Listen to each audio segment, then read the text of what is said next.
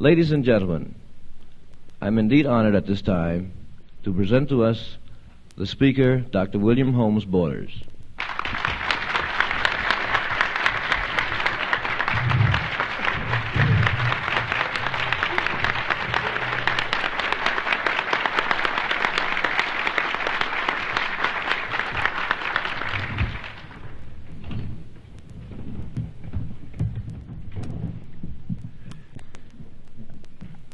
I'm glad to see you, and God bless you. Thank you for your applause. One Sunday afternoon, I crawled in a brand new Buick automobile and drove over into Alabama for a sermon which I was to preach. And when I arrived, there were several clusters of people on the outside of the church. They didn't pay me so much attention, so I said, "Good evening." A very elderly old sister looked around. She said, "How you do, sir?" I said, "I'm just fine. How you?" "Oh, I'm doing pretty good." I said, "Tell me they're going to have a big meeting here." She said, "Yeah." I said, "They've been talking about it."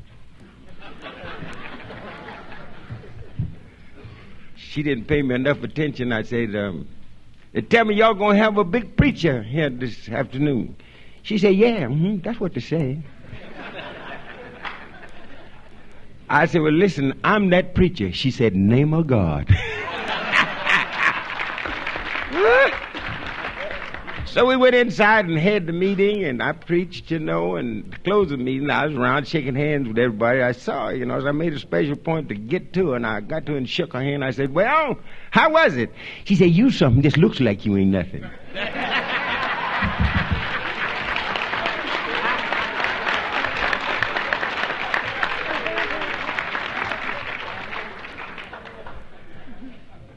God bless you. You're tremendous, marvelously and wonderfully tremendous. It's a great organization with unbelievable power, with an influence that staggers the most exaggerated imagination. Really, if you were to recognize who you are and the influence that you have, there's one or two among you that get sort of, "Well, you don't know who I am, do you? You something just looks like you ain't nothing."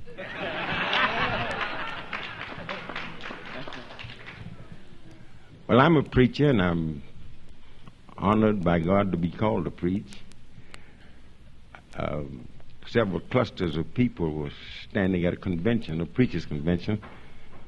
A group of them sort of got together, and they dismissed, and then they went to another meeting, and some people were standing around talking. They were bragging about their respective denominations, and one of them said, What denomination are you, brother?" He said, "I'm Presbyterian." He said, "If you wasn't Presbyterian, what would you be?" He said, "I'd be Episcopalian." Asked another and said, "Listen, what's your denomination?" He said, "I'm an Episcopalian." He said, "Well, if you wasn't an Episcopalian, what would you be?" He said, "I'd be a Methodist." But sure enough, said, "Yeah." And asked him, said, "Listen, bro, what church you belong to?" He said, "I'm a Methodist." He said, "If you wasn't a Methodist, what would you be?" He said, "I'd be a Congregationalist." Then he looked at another brother and said, "Listen here, brother, said, what's your denomination?" He said, "I'm a Baptist." He said, "If you wasn't a Baptist, what would you be?" He said, "I'd be ashamed of myself."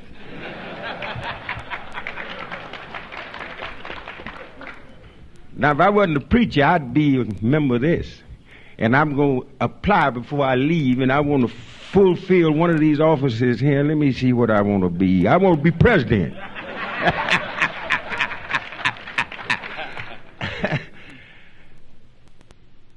There's a preacher preaching, and I'm going to come to the point sharp, and I'm going to wrap it up in a few minutes. There's a preacher getting ready to preach. He said, "Sing me a song and pray me a prayer while I go out here and get me a breath of this fresh air."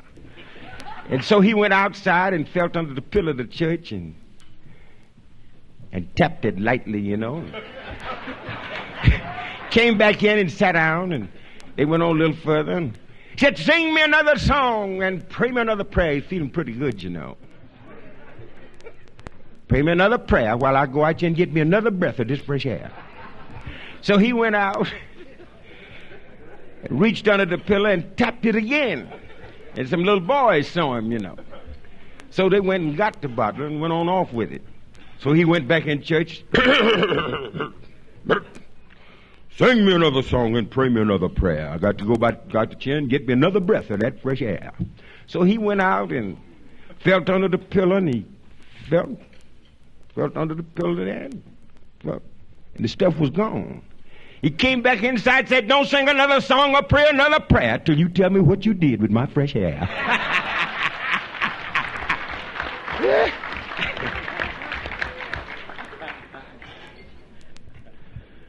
Now, God bless you for what you are, and remember that you have a tremendous responsibility with the greatest nation on earth. The United States of America has more power than any empire of antiquity. It has more influence, more economic influence and power than any empire of modernism. Tremendous, tremendous. We have an economy which is capable of producing $700 billion worth of commodities a year, and we have more than $65 billion corporations. We inherited $400 billion worth of trade from Great Britain at the close of the last World War, and we had $400 billion worth of streamlined machinery which had not been impaired, and it's been improved. And we can produce enough to feed the entire world. We have a decreasing few people at the top who get more and more, while a mass at the bottom gets less and less. What we need is a more equitable distribution of what we produce. We're tremendous. This is a tremendous nation. The greatest in the world.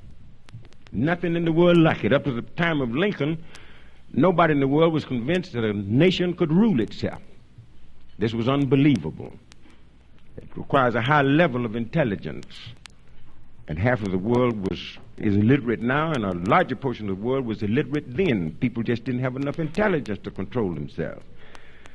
But we've disproved that position, and we do have the power in the body politic. Now, the mission of the United States and America today is to lead this world in freedom in spite of all of the opposition. And we've got tremendous opposition. We've got disease, we've got ignorance, and we've got poverty all over the world. And we've got a tremendous amount of intelligence which opposes a position which we take.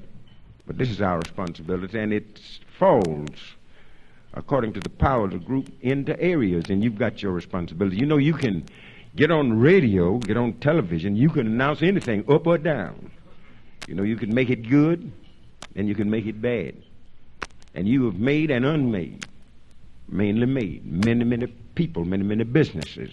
People believe what you keep on telling them, what you keep on telling them, what you keep on telling them.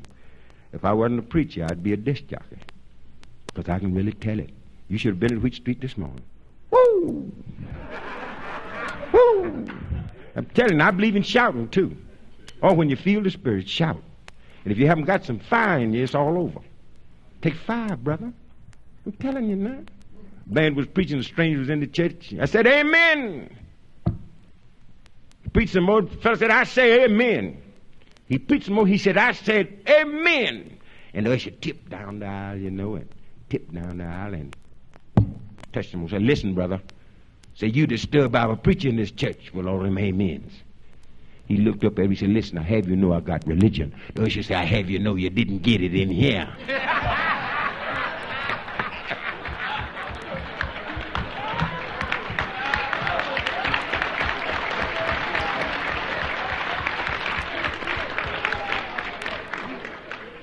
You know that there's a way that you can do what you're doing. There's a certain genuine sincerity that you can put in an announcement. You don't buy the product, but you sell it to the other fella. And the salesmanship is just as important as the product itself. The best doctor in the world ain't no good till he gets to the patient. And even though the product may be the very thing that the person needs, you got to make him know that he needs it. Tremendous, tremendous. You know, anybody in the world who talks all the time about everything is bound to say something good. No question about it. And you can mold sentiment and remake and unmake. Mine after mine after mine after mine after mine. And a great deal of what you're doing is purely educational. There's some people in our country today who are much more intelligent than they ever would have been with radio and with television. I've been in every slum in Atlanta. I've knocked on the doors, talked to the people before and after the riots. And in almost every single case, however poor the family is, they have a radio. Most of them have television. Some of them have both. Sometimes that's the brightest spot in the whole home. 2 rooms, 8 people living therein. Some of them small. All of them using one toilet, sometimes no bath. But they got that television, and they got that radio. And somehow you have contact with them. And sometimes just one word which you speak may not be germane to your specific obligation and responsibility with reference to the product for which the producer is paying. But sometimes one word over that radio will touch a boy's heart. It will light a spark in his brain and light a light in his heart, and he'll turn completely around.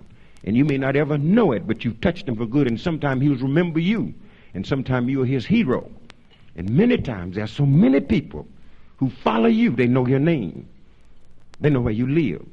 They wait for your program. They tune in. They love you. And they'll tell you, they'll meet you on the street, and all they want from you is just a little recognition. They love you, and you can make them. Literally can make them. You are really in a most responsible position. I know sometimes you play first one thing than another, and you have to keep it so that it is just where they live, so you can pull them up just a little bit higher. Now, if you get it too high, get it so much above them that they don't want to hear you. They don't know what you're playing. I was in a place once. I said, omnificability to the entity. I said, now what did I say? Omnificability to the entity. I said, what did I say? Little old boy out there said, nothing.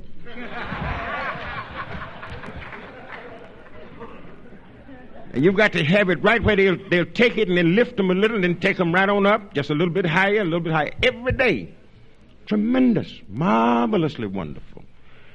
John Hope was president of Atlanta University and Morehouse College. A man said to him in Augusta, Georgia, when he was a grocery boy, John, why don't you go to school? He went up to Worcester Academy in Massachusetts. He went to Brown University in Providence, Rhode Island. Came down to Roger Williams and taught a year. And then came down to Morehouse and got to be president, one of the greatest that ever lived. Magnificent and marvelous. Wonderful. Booker Washington went to Hampton. A woman said to him, on trial, I want you to clean this room. He cleaned it and dusted it once. He cleaned it, dusted it twice. He cleaned it and dusted it 3 times. He cleaned it and dusted it 4 times. He cleaned it and dusted 5 times. She came back and took a handkerchief. Tried to find some dust. She said, I reckon you capable of entering this school. He wasn't even up to it. But she used that, and he went through Hampton, went down to the red clay hills of Alabama, and before it was over, he begged $5 million out of the pockets of philanthropy and constructed a city. $5 million then is equivalent to $500 million now. And right now, some of the scientific technical intelligence which is having to do with outer space roots back to some of the things that Booker Washington did. Sometimes it's just some one little thing, and you touch so many lives with your voice, with your personality that goes through and registers in them. It's serious business. There are many boys and girls who depend on you, and a lot of them want to be a disc jockey like you. They want to be a disc jockey like you. And I know a lot of little girls who want to be like these ladies. Aren't they beautiful? Oh, the Lord God Almighty is something. When he made the wind, he was tremendous. When he made the sun, he was more tremendous. When he made the stars, he used them as diamonds in the sky. When he made man's masterpiece, God was almost at his best. Put a knowledge box on his head. He put feet at the ends of his legs for locomotion and a foundation. He put arms at the side and split this arm into phalanges and popped this elbow at halfway and put a one-way hinge. Oh, this God that I'm talking about is tremendously great. And he's great at so many points. But the Lord God Almighty was at his best when he made soft, velvet femininity. Give me a hand, man. Woo!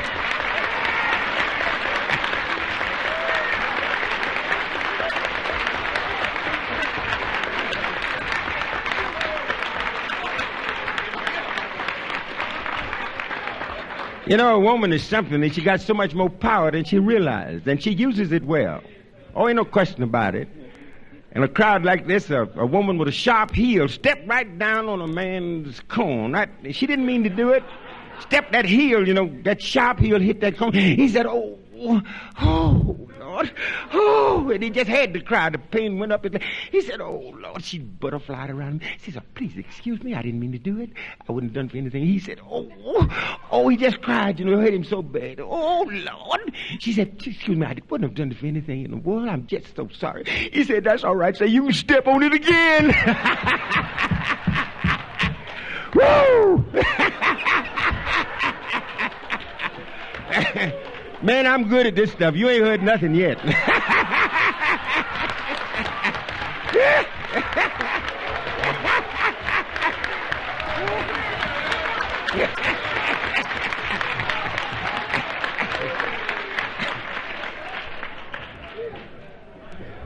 Now, well, I don't believe me when I tell you this, that I really don't. I never have drunk any liquor in my life. Really, I'm serious about it. And don't think I'm drunk now, but it's all right if you do. I have some of the best friends in the world who drink. They come to me weekly, and they come with their problems. I was coming down on the train years ago, and I was in the washroom, and this white man came in. He had all of his washing materials in a little bag, and he began to shave, and I looked in his bag and I saw a half pint. He said, "What do you do?" I said, "Well, I'm." He said, "You look like a teacher or preacher or something." I said, "Well, I'm a preacher." He said, "Well, I'm glad to hear." He said, "I'm going down to South Carolina, going back to Mama." Said, "I'm going to drink some buttermilk." Say, I work for a telephone company. They pay me $100 a month, $100 a week. And said, sometime I drink. Said, "I'm going to quit." Said, "I'm going down to Mama's." And said, I'm going to quit this stuff." I said, "You really going to quit?" He said, "Yes, I'm going to quit." And didn't have no business drinking in the first place. "I'm going to quit." So I'd seen this half a point. I reached in his bag and got that half a point. Opened it and held it right over the drain. I said, "All right, we'll pour this out." He said, "I'm going to quit after I drink that." This, and I'm going to wrap it up. Sure enough now, I'm not joking. The fellow was drinking, the rat came up out of the hole. He said, "You want some?" The little rat. So he poured him some in the sauce, and the rat. He said, "Is it good?" He said, "You want some more?" So he poured him another, then the little rat swigged it, And they drank it all up, and both of them feeling pretty good. He said, "Come on, let's go down to the tavern and get us some more to drink. Come on, walk with me. Everything's all right." So they walked down the sidewalk, took the whole sidewalk for them to walk, So they went in the tavern. This fellow said, "Give me a drink." Tavern keeper said, "No." I said, "I'm not going to give you any more." Said, "You've got enough. I know you. I'm going to take care of it." He said, "Listen, this is my money. Give me a drink." He said, "I'm not going." He said, "I know exactly what I'm doing. Give me a drink." He said, "I'm not going to do it." He said, "Give me a drink, but I'm going to whip everybody in this tavern." And that rat jumped up on the counter and said, "That goes for every cat in here, too."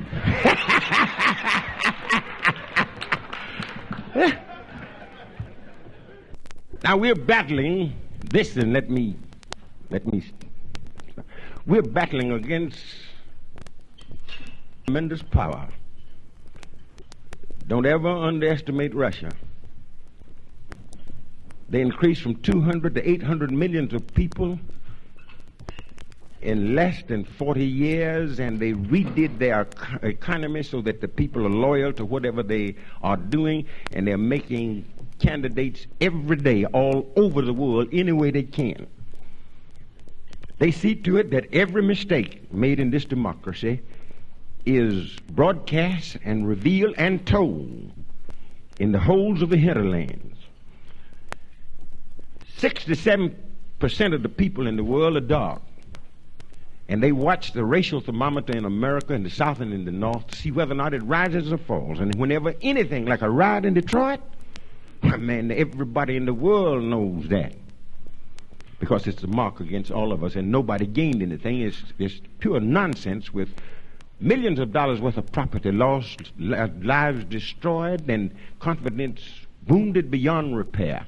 And we got to turn and redo what has been destroyed. And remake and rebuild and perfect the relations which should have obtained many, many years ago between the races.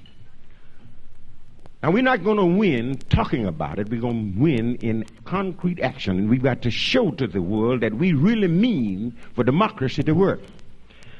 And no man in the world ever chose a race in which he was born. So it's nothing to strut about. It's nothing to apologize for. What I look like apologizing to anybody in the world for being born a Negro? To who? For what? If you don't like the race in which I was born, see the motor mixer. Don't take it out on me.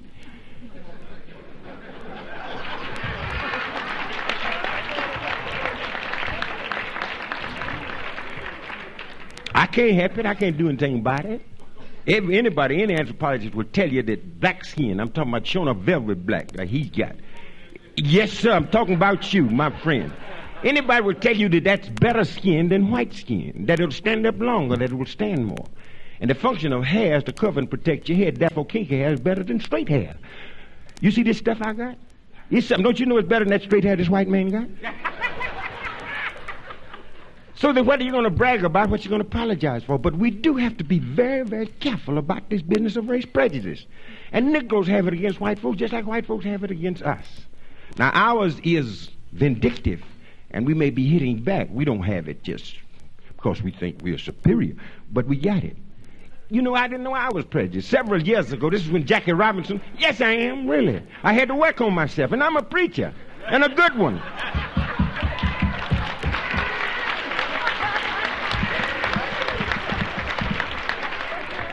I believe in the Bible. I did a seminar under Heskovitz up at Northwestern, and he at that time was the greatest authority on the Bush Negro in the world. Not only did the technical academic work was referenced to, he went and lived among them. Let me tell you what I did. I was in Chicago, and my host carried me to the ball game, and Brooklyn was playing the Cubs. And the fourth inning, Mickey Owen came up to bat. He was the catcher for the Cubs. And on the very first pitch, yow, he cracked out a single to left field and went down to first. 2 men out. Next batter was the pitcher. Time to steal. Everybody said, look out. Campanella was having his best year. Jackie Robinson was still kicking second base. They called for a pitch out. Mickey Owen didn't go. On the next pitch, the pitcher went up on the slab, and after he'd gotten his signal, shaking off a couple of signs, checked first base and went right down through there. And Mickey Owen started down second with all his might, day and all his might. Campanella never came out of his crouch. Whew, just like a pistol bullet down to second, right on the shoe tops. Jackie Robinson caught it. Mickey Owen slid in, and the umpire said, you out. I got up in the grandstand, I said, you out. White folks done put us out to train, out to bus, out of education, out of politics, out of the church, out of democracy, put us out of everything. It did me so much good to see old black Jackie Robinson put that white man out, I didn't know what to do.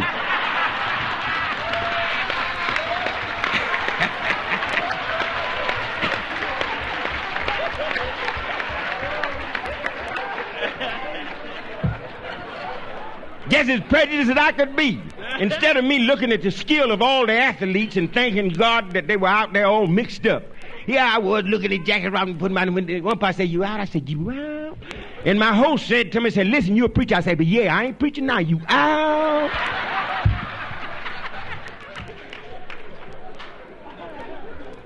Now we've got to work on this thing from the outside in, from the inside out.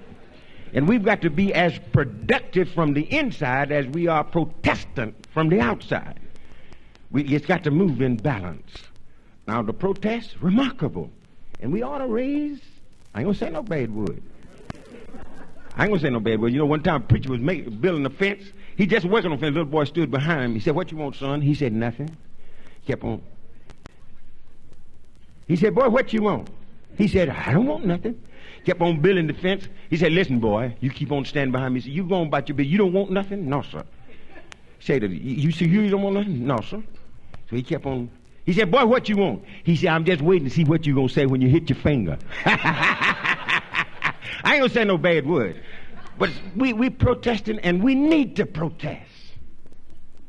We've been subjected to 244 years of the most abominable slavery in history and subjected to another 100 years of discrimination. We need to protest. We haven't been treated right. On the other hand, we need to work from within. We need to do our dead level best to go beyond every single responsibility of citizenship. And we need to prove that we're somebody. And wherever they've given us a chance, we come through. Say what you want about Joe Louis, he was something. Come from Alabama, a little old place about big as my fist. Somebody. I'm telling you now. Cassius Clay talks too much, but he's somebody too. That's the fastest Negro I ever saw in my life. You might be able to do something with him if you could hit him. But while you're getting ready, he's knocking you out. I didn't want Joe Louis and Cassius Clay to come at the same time. I can't stand that much. I mean, that much brown skin in the rain at one time.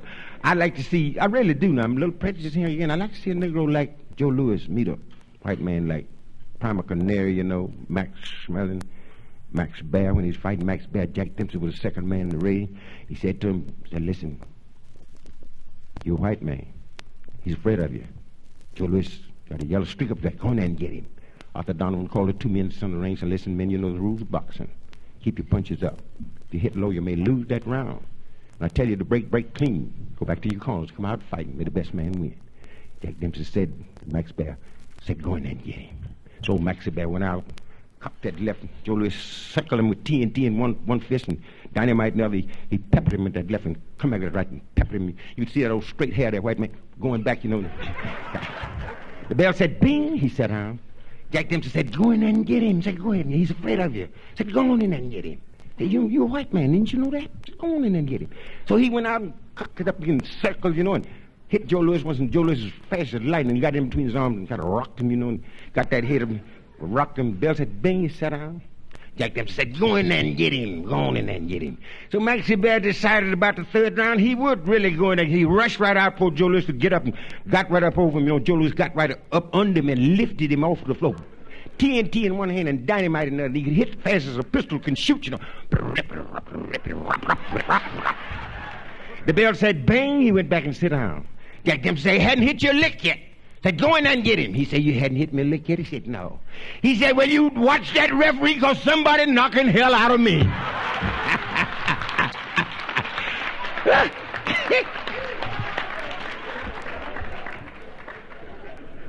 What I'm saying is this, that we have produced in every area where they've given us an opportunity. And we need to produce. The fastest human in the world is a Negro. The little girl went from Atlanta and became the high jumper of the world. And we've got tremendous athletes on the diamond. And somebody said you find more Christianity on the baseball diamond in the afternoon than you find in the church on Sunday morning. I mean, more Christianity, more brotherhood. We've got singers and dancers and authors and educators. We've got that. Don't have so many people in our space. Somebody, you know how they do in New York. They just carrying on. Fella get him a step ladder. No, we're gonna. Now the next corner, somebody else up speaking. So this fella's up speaking. Say, now listen, let me tell y'all something. You know, I can mock anybody. Never studied in my life, but I just love it, and I can do it. He said, let me tell y'all something. He said, I've been down to Washington, and I've talked with Johnson, and we are ready now to get some astronauts. Say, that's what we want, some astronauts. And now, I'm going to drop a feather, and whoever this feather falls on, I'm going to take you down to Washington, and we're going to make you an astronaut. So he dropped the feather, and everybody in the crowd said,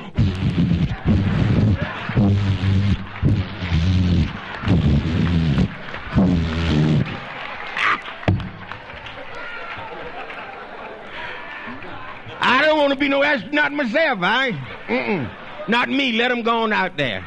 I try to be here when they get back. But I talk to you humorously, but I know you get the point. They're sharp. We got to produce.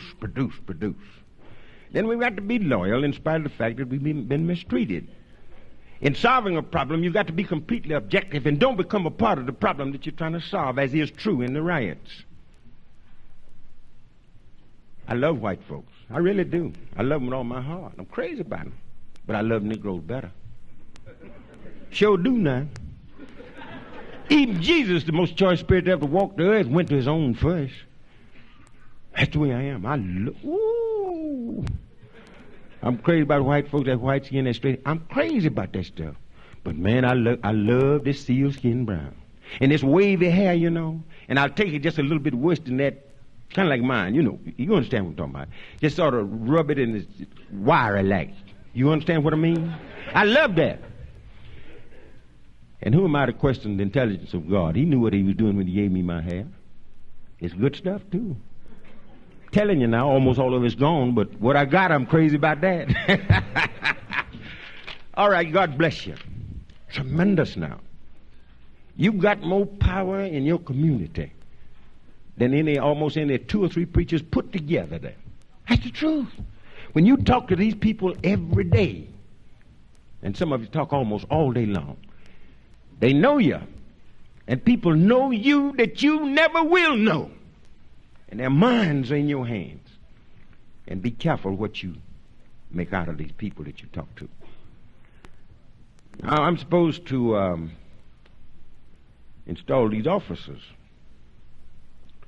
But seriously now, there's one position y'all left out here, and I'm a candidate for that.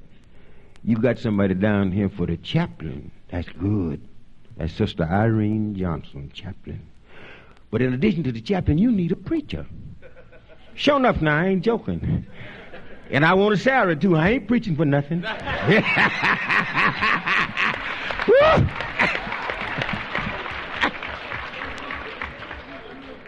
Got to have some sugar. Got to have the sugar. So I'm a candidate for that. And before I sit down, I make a move that I feel that office, second motion, so ordered. Now, but I do want to congratulate the president, Mr. Jones, the executive secretary, Shields, White, first vice, Derrick, second vice, Johnson, third vice, Campbell, fourth vice, treasurer. Who's going to handle that money now? Who? I want to see you immediately after the meeting. That money is something. I'm telling you now, it's hard to keep straight, too. I don't know anything about her. She's all right, but I'm just telling you. You know, preachers had a convention once, you know, he had the treasurer to make the report. So he read the money down, read down. Every once in a while he said, miscellaneous. Get down a little further, miscellaneous. A little further, miscellaneous. And the president said, all right, now you have the treasurer's report before you. What's the pleasure about it? Brother God said, Brother President, I make a move that we accept the treasurer's report. Second. Any questions? Everybody ready? One old brother guy, he said, Brother President, I ain't quite ready. Says, I sit here and I've been listening to that report, and I doesn't quite get everything that he's saying there. There's some of that stuff I understand and some of that stuff I don't understand, but this here Miss Lucy he got there. He said, according to what my way of seeing it, said she just costs too much. Woo!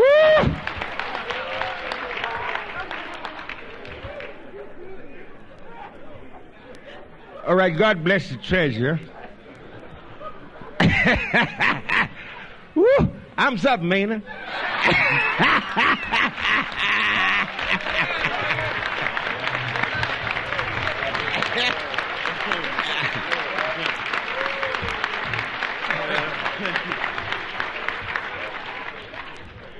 Listen now, these people know their functions better than I could possibly tell them. They're going to serve you well.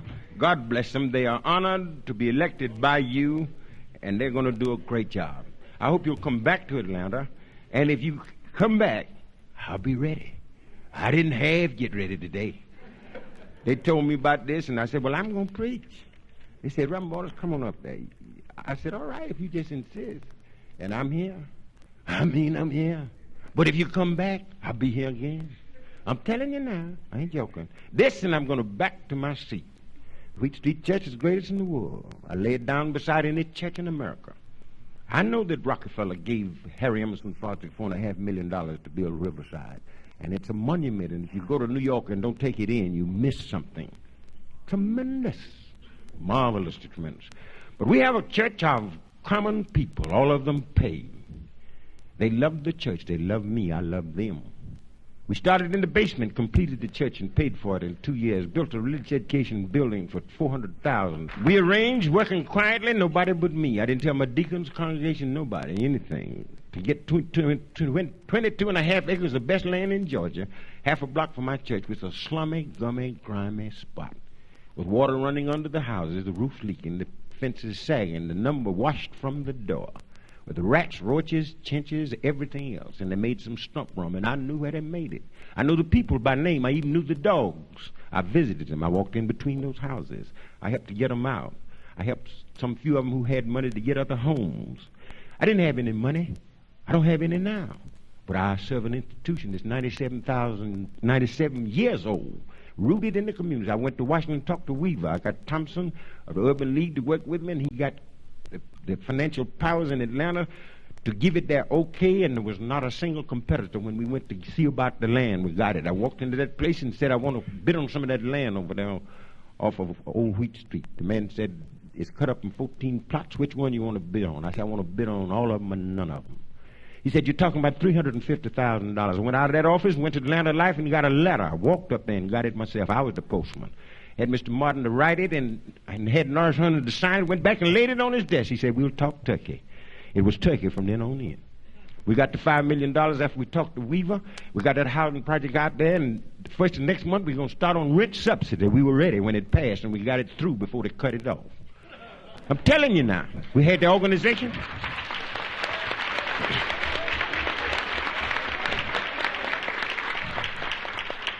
Those people who used to live in slums live in nice apartments. They pay $69.50 a month and $72.50 a month. I cut the grass over there. A woman called me day before yesterday and said, Rambo, a mouse has come up through this floor. I want you to come over and see about it. I said, baby, can't you get a trap? She said, well, I ain't going to get no trap. I said, he didn't come. I know he didn't come from my apartment because my apartment is clean.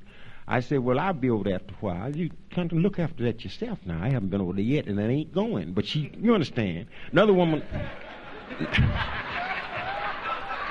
It ain't what you think. Another woman called me and said, somebody stole some of my clothes off the back line. I wish you'd come over here. I said, darling, I can't come over there.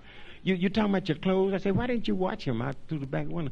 She said, you just come on over here and said, we ain't going to have nobody stealing here, and you need to help me watch my clothes. I said, call the police. And that's the way we settled that. But, I mean, they called me for everything from clothes being stolen on the line, from a mouse on up to getting a jet plane to go to heaven. I love that. I love it. I want them to call me. Some of the stuff they call me for is absolutely ridiculous. But every once in a while they'll call me about something that's eternal. Main thing is we got that housing project, so they have better homes. They're going to be better people. They're already better. We've got the second project that's going, already committed. We bought all the land between Wheat Street and Ebenezer Church where Dr. King pastors. Cost $187,000. We started building right across the street from his church coming back towards Wheat Street. If you don't believe it, go down there and look at it. I sold every single thing in there and didn't intend to sell anything. And now we're going to build the other part. And the whole thing will be 330 feet, 50 feet from Auburn. We own the playground right back of us. We're going to cut it in half. We're going to get the other houses. We got all the land there. It costs $187,000. I'm going to take them little black boys and teach them how to make change. I'm going to teach them how to wait on people and be courteous and kind.